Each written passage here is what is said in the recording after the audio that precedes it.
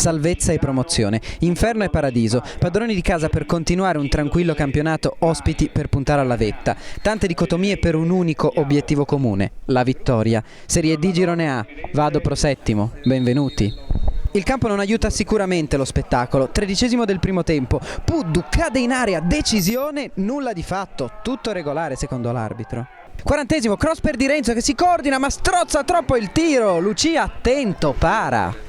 Si spera fortemente in un secondo tempo migliore con più emozioni rispetto al primo. Subito Vado, Chiarabini da fuori area, parata. Quinto minuto, azione chiave, sulla destra Vado in attacco, la batte al cross per la testa di Maher, alto di pochissimo, che spreco.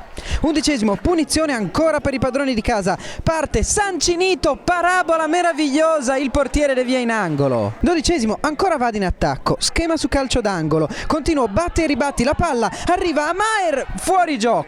15°, anche Pro settimo in attacco, palla crossata dal fondo e tantissime proteste per un presunto colpo di mano. Per l'arbitro è chiaro, la presa di testa.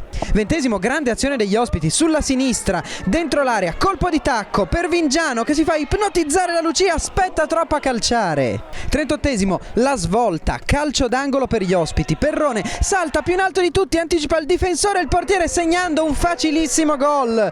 Ora per il Vado sarà veramente difficile.